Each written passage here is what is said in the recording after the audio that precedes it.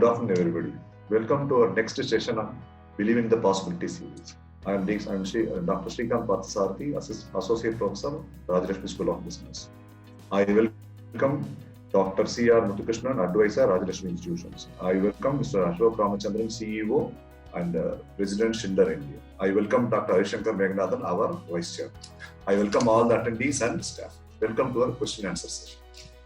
I start with the saying, in the possibility series. We believe in possibilities. We believe in human potential. We have to believe in ourselves. Then only we can change the world. It is easy to say all these things when things are going great, things are good, and things are normal. But when things are not good, in the situation like today, we need a beacon of light to stay positive and believe in the possibilities. And I think to that end, this question and answer session with Mr. Ashok Ramachandran is a means to that end. And Mr. Ashok Ramachandran is one of the most dynamic and young leaders who is presently the CEO and President of Schindler India. I hope and I'm sure that this question and answer will help us to continue to believe in the possibilities. The agenda is as follows. Next, there will be a welcome address by our advisor, C.R. Muthukrishnan, followed by a question and answer session with our guest, Mr. Ashok Ramachandran. After that, the guest will take questions from the audience. At the end, the vote of thanks will be delivered by our Vice Chairman, Dr. Harishankar. We have a request for the audience. The audience are expected to use the chat window only to post their questions, not for any other purposes. I would like to introduce Professor Dr. C.R. Muthukrishnan, and who will be introducing and welcoming the gathering. Professor C.R. Muthukrishnan will introduce the guest, and I will take a few words about him. He is a former Deputy Director, IIT Madras. In the IIT Madras, a distinguished chair with an endowment of rupees 10 crore has been named after Professor C.R. Muthukrishnan. He has served in many important positions. He has been the member of Tamil Nadu IT Task Force. He has been the President of the Computer Society of India. He has been the member of Indo-French Scientific Council. He is currently advisor and mentor to Rajarshmi Group of Institutions. Sir, I request you to give the welcome address and introduce the guest. Thank you, Dr. Srikanth. That was a wonderful introduction about myself. A cordial welcome to our guest today, Mr. Ashok Ramachandran, who has distinguished himself in the industry with his contributions, and also all the participants, Mr. Vinod Daniel, our Vice Chairman, and all our students from RIT, REC, and RSB. This session has an interesting format, mainly driven by Q&A, and the focus is primarily on quality, which is where very noteworthy contributions have been made by our guest, Mr. Ashok Ramachandran. A brief profile about him.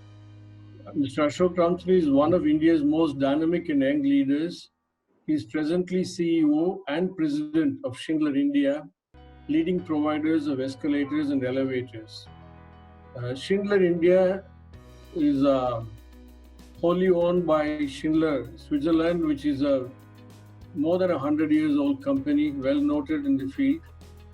Mr. Ashok Ramachandran completed his school education in Padma Seshadri in Chennai, and later obtained his Bachelor of Engineering degree in Instrumentation and Control from SRM in 2002, and obtained his Masters in Industrial Engineering from Swinburne University of Technology, Melbourne. His professional career spans initially at Moron Furniture Private Limited, where his role was successfully implementing lean tools, quality tools like 5S, Kanban, visual management in the factory, and he achieved cost savings of close to $100,000 for the company. He successfully implemented continuous improvement projects in the manufacturing facility in Melbourne, and also supported frontline managers with analysis and solutions of various bottlenecks in the plant. He also, as operations process owner, facilitated and ensured smooth transition to the new ERP implementation at Moron Furniture Private Limited. In 2006, he moved to Schindler and has been associated with the company for the last decade and a half. During this tenure, he has served in a large spectrum of domains with several different new roles and challenges from time to time. He joined as a quality engineer at Schindler Lifts Australia Private Limited, and he identified process improvement opportunities and led teams to implement solutions to deliver business excellence. He secured bronze medal in the Australian Business Excellence Award. He planned and implemented training to raise skill levels of people in continuous improvement mode. He was involved in implementation and training for SAP, an ERP platform project implementation. He prepared and conducted ISO audits and maintained the quality assurance system. He was the first Schindler Career Development Program candidate from Australia. For 3.5 years, he took the role of Regional General Manager at Queensland and was responsible for overall business activities in Queensland, Australia. Since 2012, he assumed lead managerial duties in the Schindler Group, where he spent 6 years in other countries like Vietnam, Malaysia, and Brunei. In 2008, he took up Schindler office as Chief Executive Officer for India, and a year later, he was also given the title role of President of Schindler India. The passion in his work and definition of success is creating an environment, process, and system to ensure that every person, right from top managers to the on-ground team, succeeds in the organization. He has been recently identified as one of the top business leaders in the listing 40 under 40 by Economic Times, which honors 40 of the brightest corporate leaders, entrepreneurs, and owner professionals of our country under the age of 40. I'm very happy that Ashok Ramachandran has accepted to share his contributions and his ideas in this session, which will be a focus on quality. I welcome you, and I look forward to be able to meet you in course of time. We also take this opportunity to bring home the point that we would like to have a longer association as we go on with you, Mr. Ashok Ramachandran. I think I see in the program Unison Band, so I think I'll now hand over to Unison Band and then move on with the program. Thank you very much and welcome to all of you. Thank you, sir. We have a small surprise for our guest, Mr. Ashok Ramachandran. There's one point our advisor has not said about Ashok Ramachandran. He is a trained vocalist in Carnatic music. So Unison Band Rajashree Institutions has performed a classical musical performance in the honor of our guest.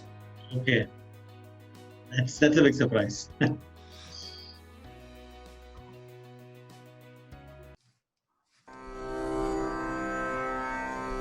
Marukelera o ragava marukelera o ragava marukelera o ragava marukelera o ragava marukelera o ragava marukelera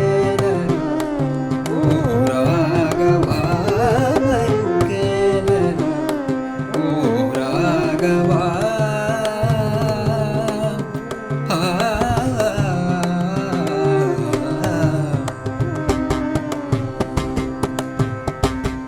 Marukela chara sararupa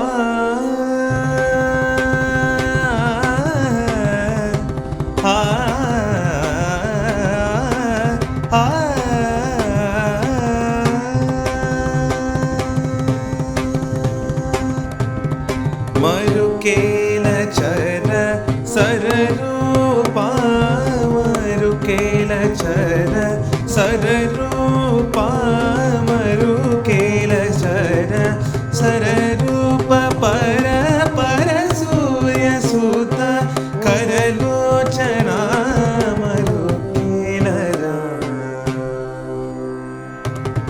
para surya sutta karalochana Marukela o raghava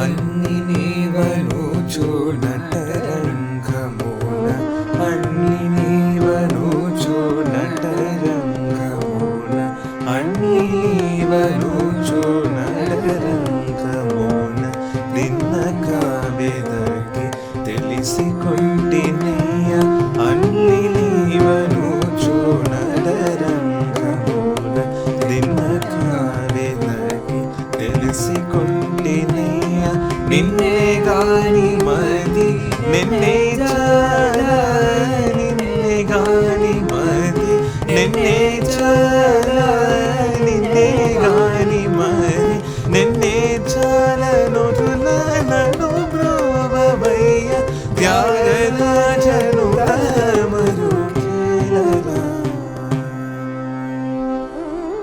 నన్ను బ్రోవయ్య త్యాగరాజను రామరు కేలరాం ఓ రాఘవా మరు కేలరాం ఓ రాఘవా మరు కేలరా ఓ రాఘవా ఆ ఆ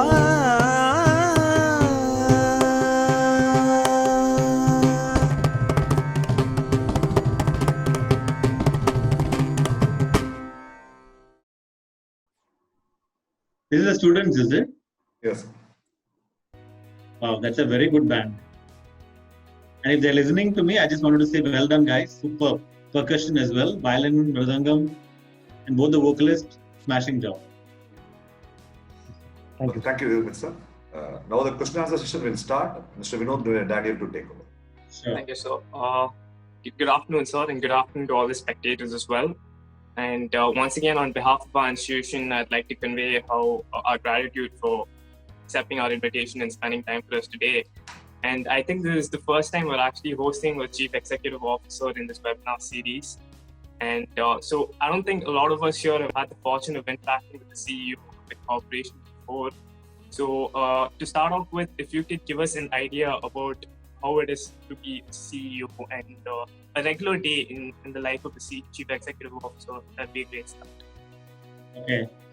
Before I answer that, Vinod, first of all, I want to thank all the students and the faculty members, the people from the administrative side who has hosted this webinar for me and for inviting me as well. Vanakkam, namaste, namaskar, namaskaram to all of you. It's a pleasure to be talking to all of you today, and I hope that we will make this session as interesting and as exciting as possible for you. This is a session for all of you, so don't hesitate to ask any questions and feel free to engage with me during this chat. Thank you. So, Vinod, your question was a typical day in life of a CEO. Yes, sir. The life of a CEO is basically everything, right from managing the whole organization down to making sure that people are working safe. So there is a multitude of tasks that I have. I would not say what is the life of a typical day. It is more like how do I organize myself. So a CEO has to be extremely organized and planned.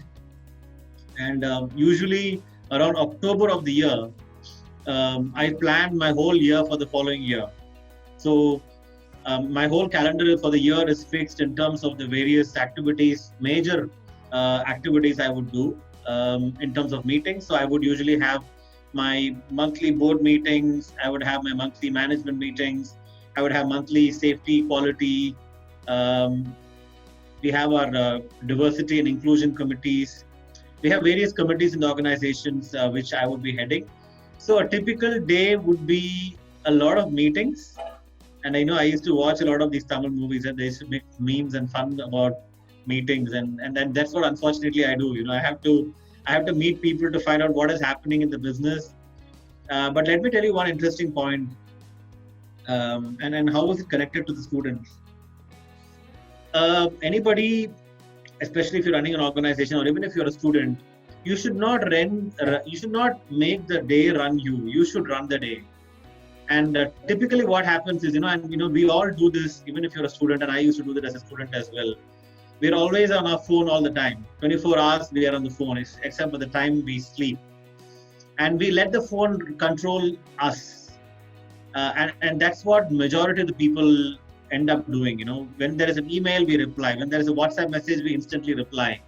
Now that becomes a kind of an addiction. So one of the things that I follow is I have a routine in terms of the things I do for my day, but I spend a lot of time in between doing skip level meetings. Skip level meeting is nothing but talking to people who are 2 levels, 3 levels, 4 levels below me to understand what is happening in the organization.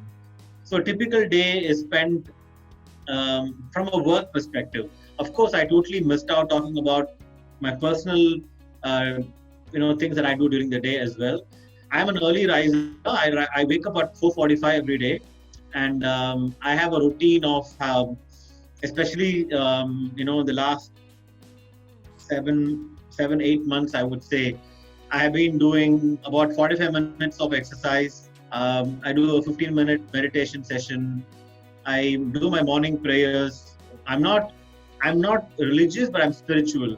So I don't necessarily, though I'm a born Hindu and Brahmin and stuff, I follow my traditions, but I believe in all religions. So as much as I would pray to Krishna, I would also pray to Allah and Jesus as well, hoping that one of us at least will help me, make my day better. And at the same time, I follow a lot of positive affirmations, so I wake up in the morning and I say loudly a lot of positive words. I say things like, I'm feeling happy today. I have a fantastic day ahead of me. I smile and I take a few deep breaths, inhale, exhale, so some pranayama as well. And then, of course, I go through my day. Evening, I come back home, spend time with the kids. I'm I have a routine with my kids as well. So I actually give them the evening bath, shower, and I prepare the dinner for them with my wife. And sometimes I have to feed them as well. So at home, I'm not a CEO, I'm an employee, and somebody else is a CEO. Whilst at work, I'm the CEO and I get to, control and direct people. So a very normal life, I would say. Maybe from a family perspective, like most people in this call came from a very typical middle class background, and just through sheer passion and hard work, rose through these ranks. So my day is not much different than what you would imagine. Well, I'm rather surprised by that answer actually, because in my mind I had the misconception that a CEO has no work-life balance and is fully obsessed with the organization. But that's really nice. So, and I think a lot of the work of the CEO involves a lot of decision making in terms of pushing the organization forward. And leaving that aside, what in your perspective would be the good traits of a leader, not just the CEO, but any leader for that matter? Good traits of a leader, I would always talk about 3 things for a leader. And let me also say one thing, a leader is not someone who is necessarily having a title of a leader or a manager. I'm sure, Vinod, even within your friends group, there's always like a leader, right? There's one guy who's like the guy who organizes the movie nights, the guy who organizes all the drinks, you want to get out drinking and stuff with your friends. There's always that one person. I've been through all your age, right? So I know how it is. And these leaders, I always believe first thing and most important thing for a leader is humility, humbleness. A leader should never think inside his heart that he's a leader. And he should never feel that I am God and people have to listen to me and I'm going to be directing and telling people what to do. This is the biggest problem I see all through my life. Majority of the leaders that I've worked with, majority of this, even right from my college days to my work, I see commonly, people think that you've got to be a boss. And being bossy is not boss. Being bossy for me is such a uncool thing, to be honest. So first is humility. Second one is connecting with people. You need to really know what is happening with the people. You got to communicate regularly with your people. You got to talk to them. You got to find out from them what is happening in the organization. A lot of times, you could sit in a head office, air-conditioned corner office on a 30th floor of a building and you would not know what is happening in the field. So you would have spent a lot of time on the field. The second one would be people orientation. And the third one would be achievement orientation. The willingness or the desire to achieve something constantly better and better and better every day, and never rest on your laurels from yesterday. So, of course, there are a lot of other things as well, but if you have to say what would be the top three things, I would strongly recommend humility, people orientation, and achievement orientation. Humility is certainly one thing I agree with, but as you said, there aren't many leaders who actually take charge and a lot more egoistic. And Correct. I even in your previous interview, I noticed that you were a lot different than most of the CEOs I've witnessed on social media. And in fact, I spent a long time stalking you on your LinkedIn profile, and I had an assumption in my mind that at some point I will stumble across an MBA degree. But to my surprise, you didn't have an MBA degree, and you did your master's in engineering.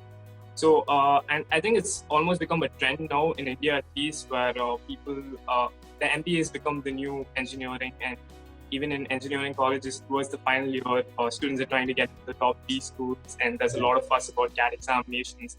So, do you think that it's necessary for an MBA or a master's in PGDM in management for someone to move up to the corporate hierarchy of a managerial position? Okay. Well, I think there is an answer right in front of all of you. If I say yes, then I would be lying, because I don't have an MBA, as you rightly pointed out, Vinod. I don't necessarily think MBA is important.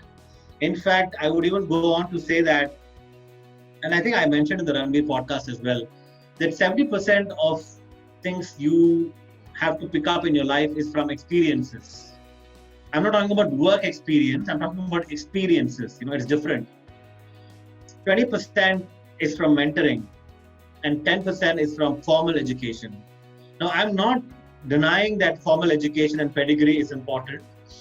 And, there is a lot of argument I have with my own team. Whenever they get a CV from an IIM or IIT, they all jump in joy and they say, wow, we've got an IIM. I'm like, guys, pedigree is good, but I can tell you, and this is no joke, I have somebody working in my company, similar age as me, same batchmate of mine, passed out from IIT Chennai, and I'm the CEO and he's like 4 levels below me. So it doesn't matter, even if you can go to IIT Chennai. IIT Madras is one of the top IITs in India. It is not like IIT, somewhere in a small town. So it doesn't matter. End of the day, MBA doesn't matter. A lot of students, I think in India, we have a herd mentality. And this is not just 2020. Trust me, 2002 when I passed out, same thing was there. People are obsessed about MBA. Every Tom, Dick and Harry in India has an MBA. Doesn't matter, which college at all, to be honest. There are superb students coming out of very average colleges. There are useless students coming out of top colleges as well.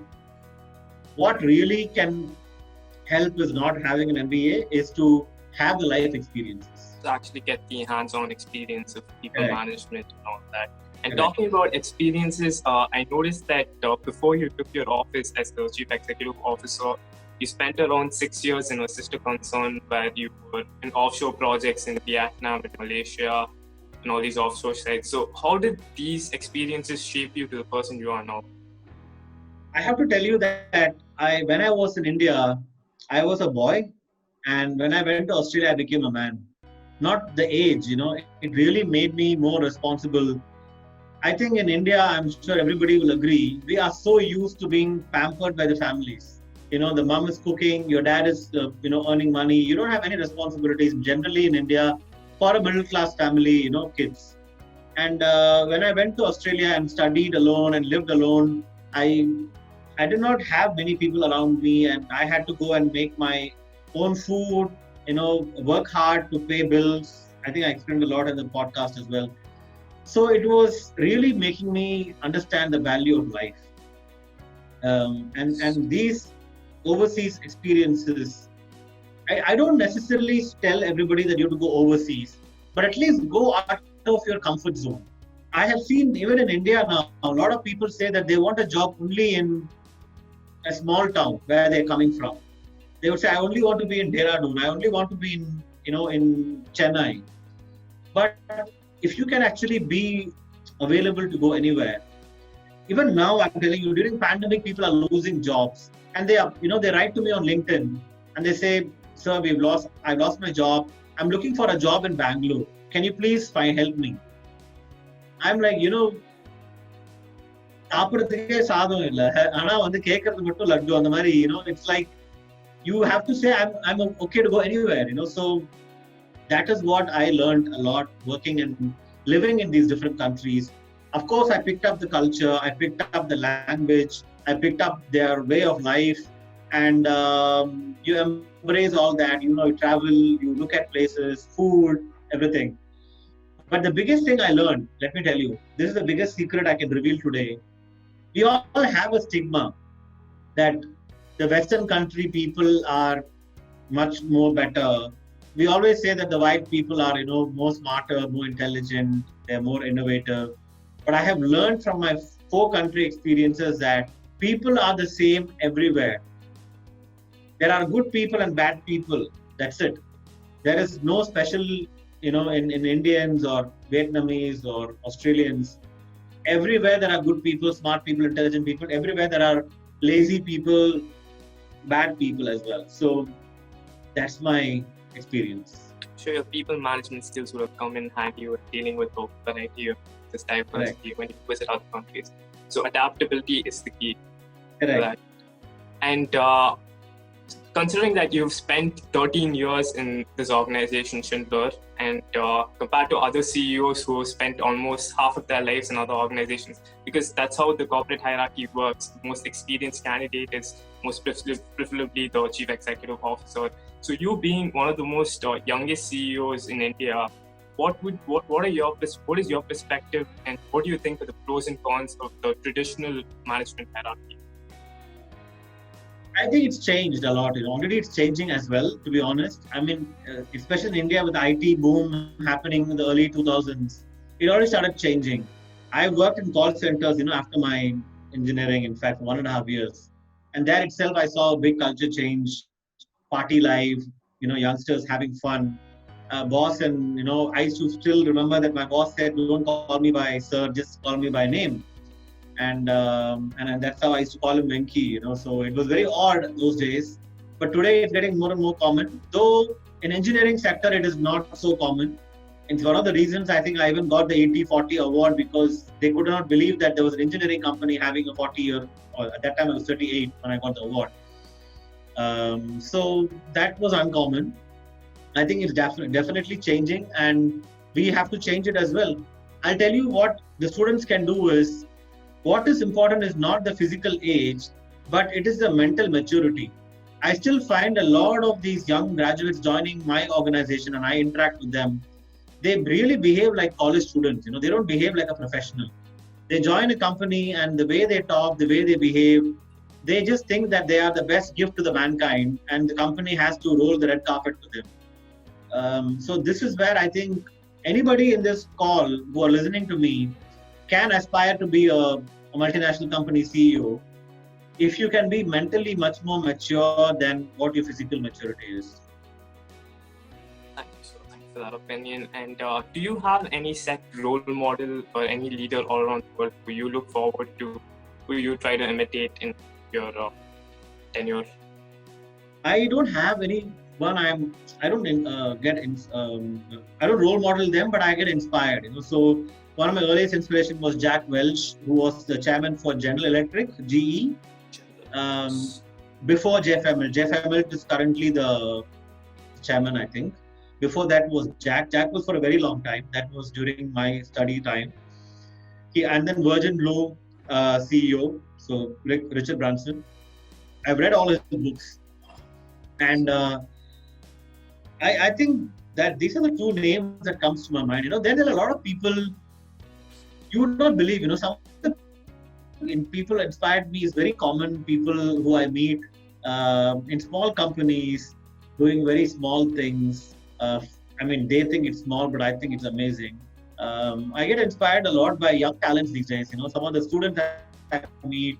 I have 11th standard year old girl doing internship in my company, and the kind of quality of work she's doing, I cannot believe it. Even the college students couldn't give me the quality that she's giving me, and these are small inspirations for me. Collecting small inspirations everywhere and creating your own perspective about it. It's nice. And since you spoke about young engineers, and I'm sure there are a lot of them watching here, and many of them are actually passing out from the final year, including myself. So, on behalf of them, what would you think is something that hiring manager or HR would look for in a young candidate? See, Vinod, you have to stand out from the crowd. There's no doubt. I think it's a 3 Idiots movie. Have you watched it? Which one? Sir? 3 Idiots. 3 Idiots actually. Yes. I've watched it. I've seen it. Right. There is one scene. It came in Tamil as well, right? Satyaraj and Vijay. The Tamil version of it. Correct. There's one scene, where the professor, he takes a egg, he breaks the egg, and he says that for one of the eggs to survive, it basically kills all the other chickens. Same, even in college, when you join college through an entrance exam, you have actually scored more than others and beaten them, and you push them out. So you have to be standing out in the crowd, and that is something that is very, very important, I would suggest. I hope that all of you are on LinkedIn, and if not, be better on it as soon as possible. Try to put yourself out there, network with people, show that you're different, and brand yourself. People need to know who you are, what you represent, what are your values. So if you're trying to impress a hiring manager or a HR, be genuine, try to do something different compared to others so that you can be noticed. I'm sure all of you know there are millions of people graduating every year. And there are thousands of colleges in India, thousands. How do we as an organization, how do I decide to come to Rajalakshmi and how do I decide to pick Vinod as my employee? I have to see something in Vinod that makes me feel, wow, this guy is something different. I still remember I went to Great Lakes for a symposium last year in Chennai, Great Lakes MBA College, Chennai. And there was a competition that Schindler had given, set for the students. And there was 8 students who actually presented to me. I went only with the view of being a chief guest for the event with no idea of recruitment. But I recruited 2 people instantly. I gave an offer to 2 students immediately after they presented to me. So they used the opportunity to impress me. And these are small things in life. You will get opportunities, right? You have to use it to your potential. And I think in this dynamic world, we'll have to constantly stand out from the crowd, provided the technological advancements in the industries. Right. And that is something I wanted to ask you as well. So let's just take Schindler Group for an example. And how often and what is the need you find to reskill or upskill your existing employees to adapt to the technological path? What company does and what individual does, there's 2 different things, of course. I would first start individually. How often do you have to upskill? It's every day. I think tomorrow you're already outdated. I'll give an example. Every day I read one article from internet or something, a book or from one of the journals, magazines, business magazines. I read something new every day, and I go and implement at least 50% of them in my company. So I really want to request all the students to really learn something new every day. And if you talk about a company perspective, we have every year, so we spend about 4 days per employee. We have 5,000 employees in India. And we spend 4 days per person per year in formal training, classroom training. Plus, we have a lot of e-learnings and virtual trainings and stuff like that happening as well. So we provide a lot of training and development. Schindler is known as a training university in India, because we develop a lot of people and they leave and they go to other companies and they become big as well. So I think it's important to do that. So how do you think we can actually incorporate this training in existing universities and colleges? Because considering the technological advancements and India being more of a service-related market, even in terms of IT and manufacturing, there isn't much of research and development opportunities that are available for students to take part in. So how can we incorporate this culture in institutions as well? I think institutions have to really look at the practicality of what businesses need and how do we bring that to reality. I'll give you one small example that can be used. So in Schindler, after every training, we have a 21-day, 66-day, and 99-day challenge. It is told that if you practice something for 66 days, every day, after that, it becomes natural for you to practice. You understand what I mean? Yes. For example, if you're trying to quit smoking, 66 days, if you don't smoke, 67th day, you won't smoke automatically. This is the theory, it's a proven research. So what we do is after every training, we ask people to enforce the implementation of what they learned through the 21-day, 66-day challenge, which means every day they have to share what they're implementing, what they've learned, how they're using it. And then after 21 days, they get an award. 66 days later, they get to talk to the CEO, which is me.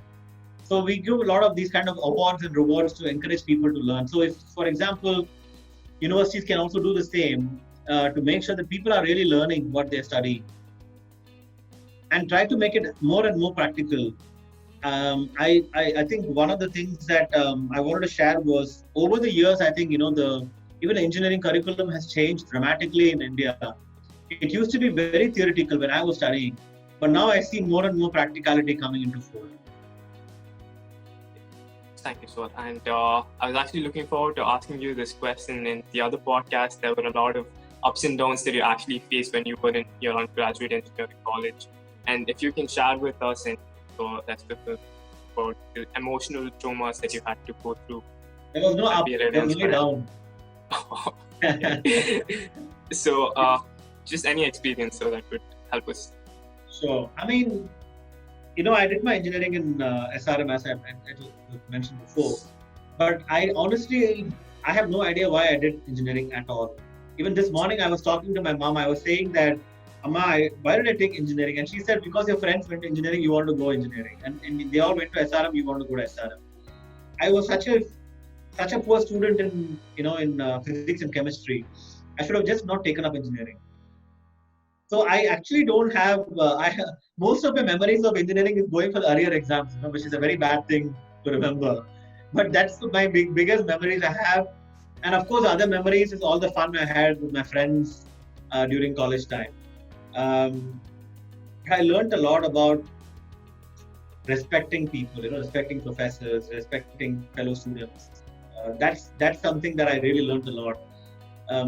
I think more than what I learned from the subjects, what I learned from my professors, lecturers, even from the watchmen, right up to my friends, in terms of handling various issues in life.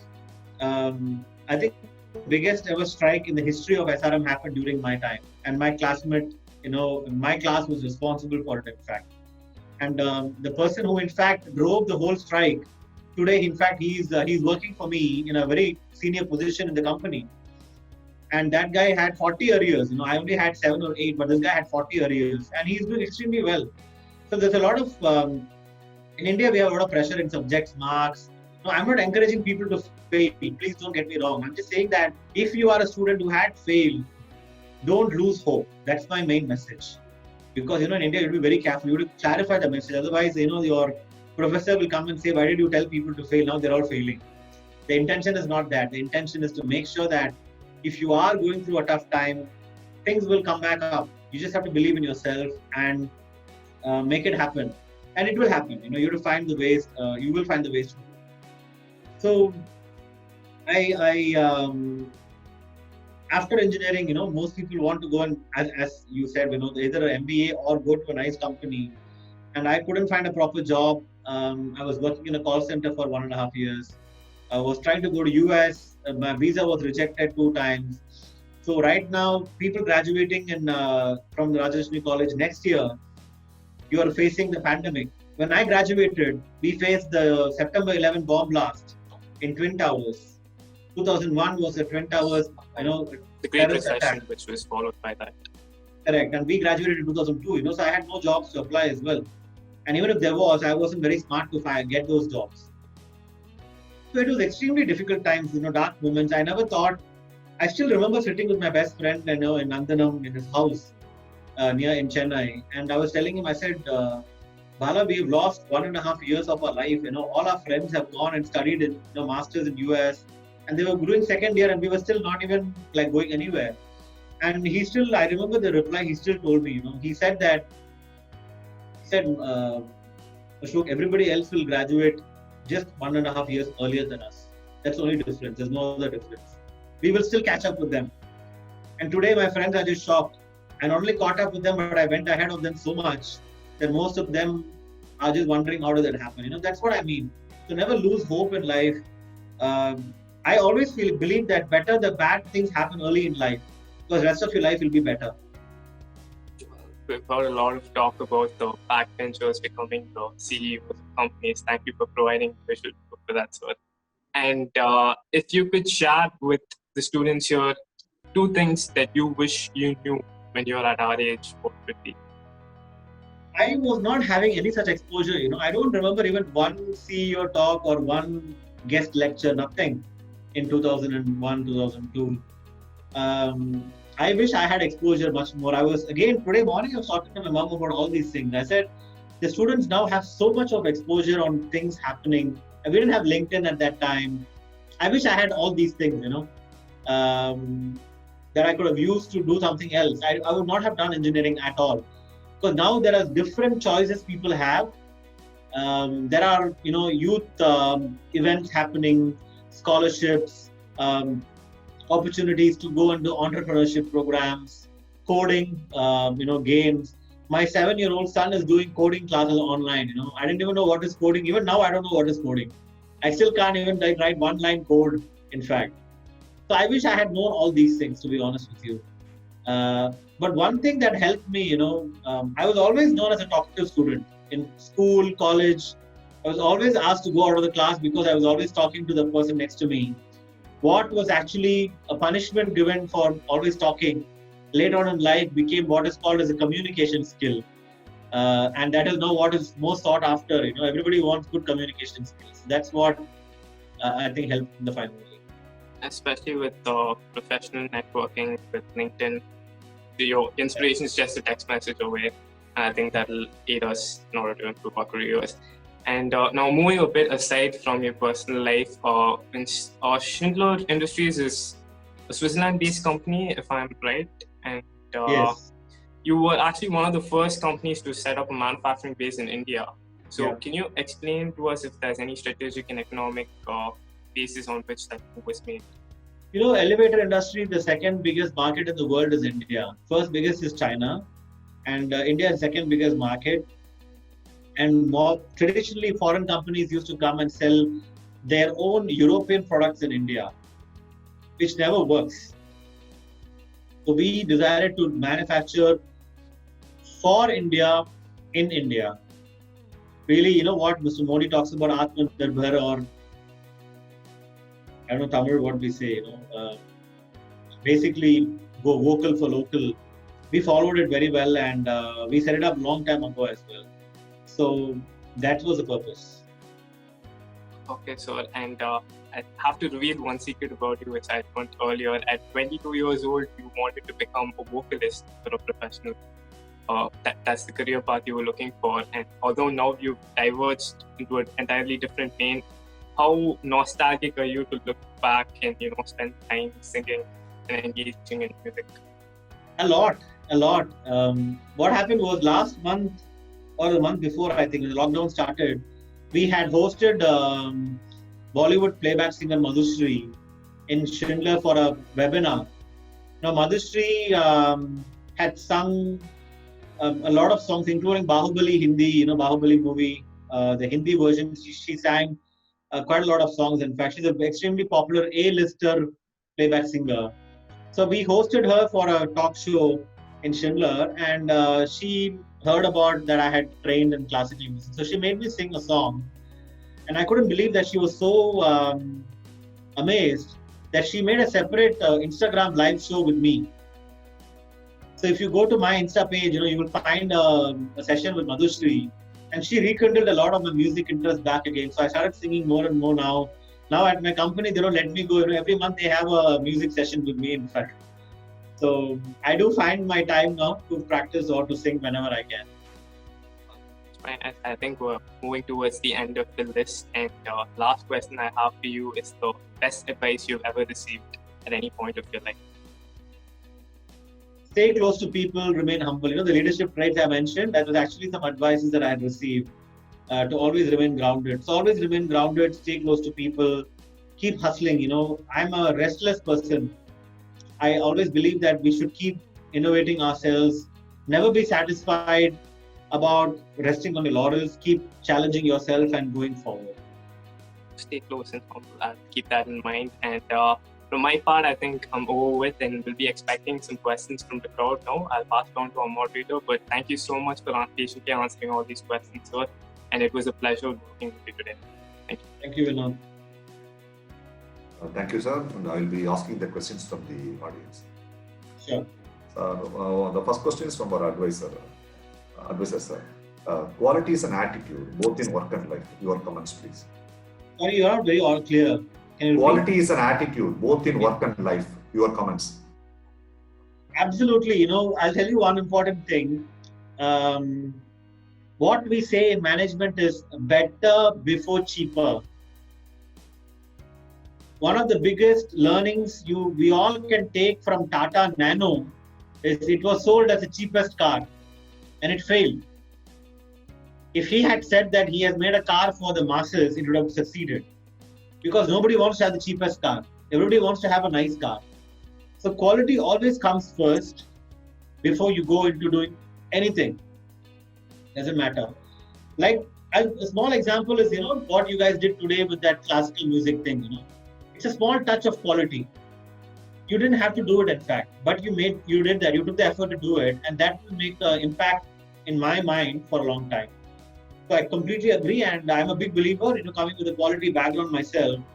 I think it made me successful because of this attitude I have as well. Thank you for the question. The second question will be, what are the challenges you faced to become the CEO? Age has always been a challenge for me, first thing. Nobody takes me seriously because they think I'm too young to be a CEO. I was too young to become a manager when I was 27. I was too young to be a managing director in Vietnam when I was 31. I was too young to be a managing director in Malaysia when I was 34. And I'm still too young to be a CEO in India when I was 38. So that remains a big challenge for me. I have to admit that when I was in Australia, my color was a challenge as well. I was seen as a brown skinned person. So people did not want, to have an Indian boss. That was a challenge. And that continued even in Malaysia and Vietnam. People would prefer a white guy. So that was always a challenge. And when I started off my life in Australia, I had a very thick Indian accent when I used to speak English. That was a problem. So I would say that are the main challenges. Apart from that, I am a very confident person. That was never a challenge about me and my performance and my potential. It is always external world questioning my abilities. That's what I would say. Yeah, nice answer, sir. The third question will be, how are you balancing your career with family? I'm a very chilled out person, first of all. I never take stress. Even if, like now Corona has happened, business is all behind. We had a lot of changes in the organization as well. I don't take life very seriously. And the way I do it is, I always like to think of every situation as an MBA project, case study. And I externalize the problem. Then I'm able to solve the problem. And I'm a person, every day for the last 14 years in Schindler, I always go back home at 6 o'clock. 99.9%. Unless there is an emergency meeting, I will stay back. Otherwise, you can't find me working after 6 o'clock. Mostly I don't have work on the weekends. So Saturday, Sunday is my off days. and I spend time with my family. So I have to say, more than anything else, my wife makes sure that I am a father and a husband at home, not a CEO. So she has given me a lot of duties and she makes sure that I do them. And I'm very happy about that. So I think it's important that you give that space and you make priority for that. In saying that, of course, my mind works always at work sometimes. So you just have to know how to de-stress. So I do a lot of meditation, exercise. So before the lockdown, I was 84 kilos and I lost about 10 kilos during the lockdown. So that was one of the things I do is to exercise, meditate, go out and run. I do a lot of those things. That's how I do it. That's nice to hear about. So the next question will be, can you describe some of the strategies you have implemented? Strategies you have implemented. Can you describe some of the strategies you have implemented? Understand. I mean, it's a very generic question. There is a whole lot of things we can talk about. Strategy itself is a whole session.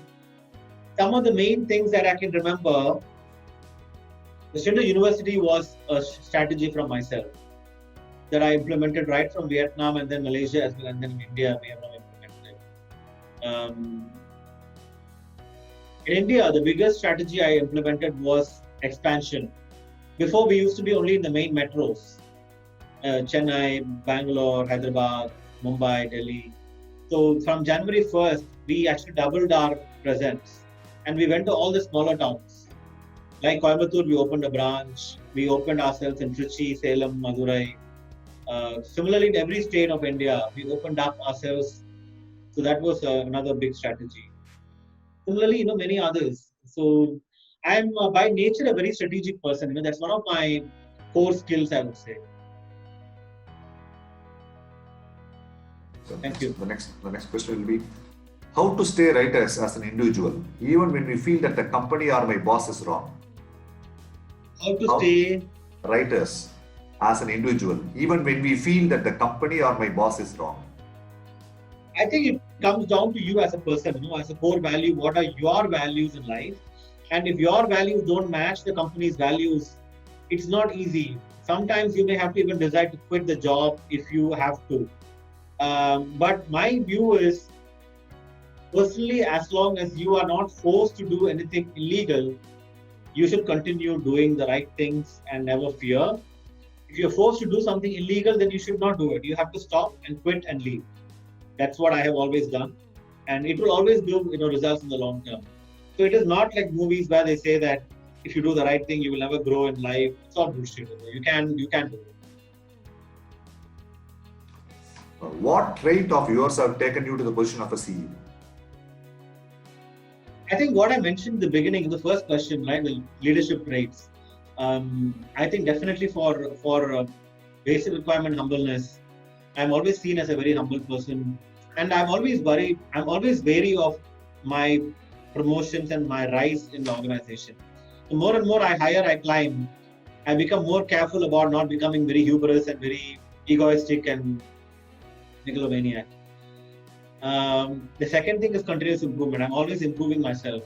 I ask for feedback every month to my staff. What can I do better? How can I be a better leader? And the third one is keeping close to people. So I'm very close to my people. I even know my field employees right from Chennai till Kashmir. They interact with me through WhatsApp, Facebook Messenger, Instagram, Twitter. So I'm very accessible. I think these are the reasons. The last question is there an economic bubble in India as of now?